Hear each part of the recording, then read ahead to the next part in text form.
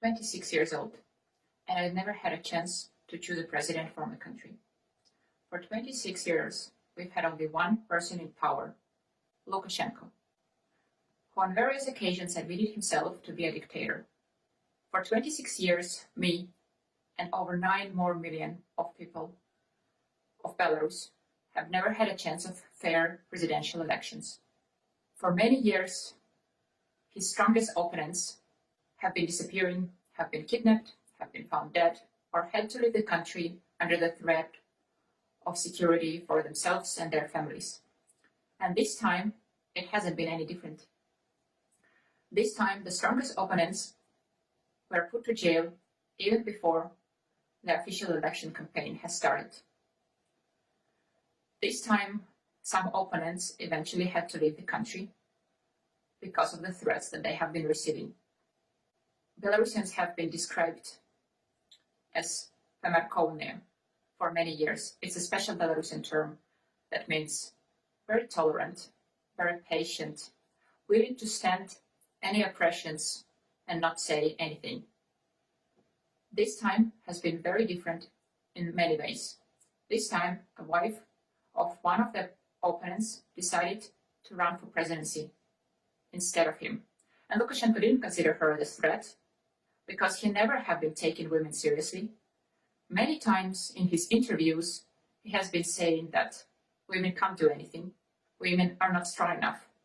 Women would never be able to be a president of Belarus because it's so much work.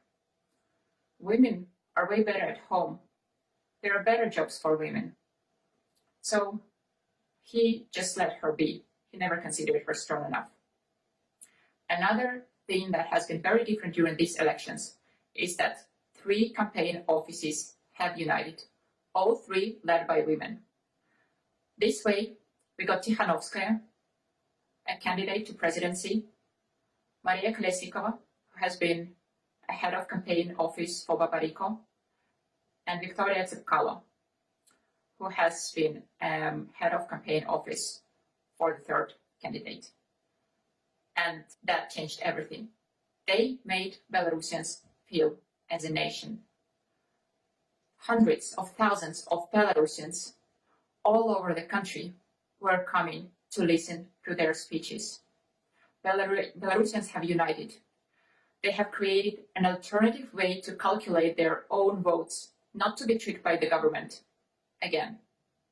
And this time, the government haven't acted any differently.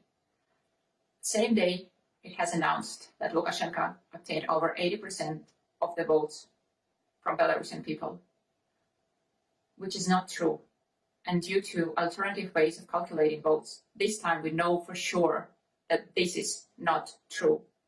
Same day, Belarusian people went out peacefully on the streets to ask to calculate their votes fairly. Lukashenko decided to put police, special forces, and army against the Belarusian people. Would the president, who gained over 80% of votes, do that? Over 8,000 people been put to jail during the last several days. Human rights are being violated in Belarus like it has never happened since the Second World War. All the prisoners who have been put there during the last several days, they released only several hundred. And stories that those people are saying, young, old, men, women, they're horrible. No access to water, no access to food, beaten up till they lose consciousness, tortured, both mentally and physically, being promised to be killed, being promised to be raped, and not only promised. We want to stop the violence. We want to stop the governmental violence. We don't want a war. After the presidential elections, Belarus was completely shut down with no access to internet or any other means of communications. We couldn't contact our families, our friends, our co-workers. We couldn't understand what is happening to them. Are they being detained? If they're still alive? It's not really getting any better, even after internet connection appeared again. It's still not stable though. Over 5,000 people, according to governmental numbers, are still in prisons. People have been put there only during the last several days. And as you can imagine, our government is not very truthful with the numbers that they're presenting to us. Almost 100 people are missing and their families cannot locate them. Several people are dead. We are asking governments to not recognize Lukashenko as a legitimate president. We are asking to stop violence. We are asking to release political prisoners. We are asking for a new, fair election. Belarusian people feel as a nation right now. We want to be an independent, democratic country. We want to have a right to choose our president. We want our rights not to be violated.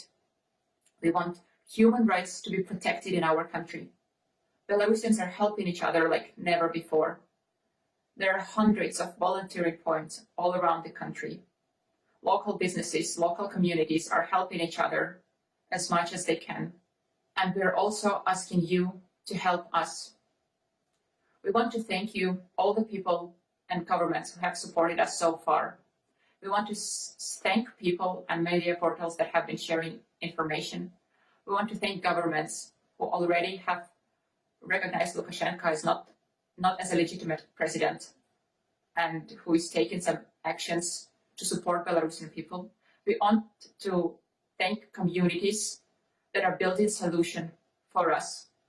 If we stay together, we win together. We will be strong together. Please, we are asking you to share the information with your families and friends, to share information with your local media portals. We are asking you to build for Belarus, to find legitimate solutions that would help us to protect human rights, to stop the violence, and to be an independent democratic country. We are asking you to stand with Belarus. Thank you.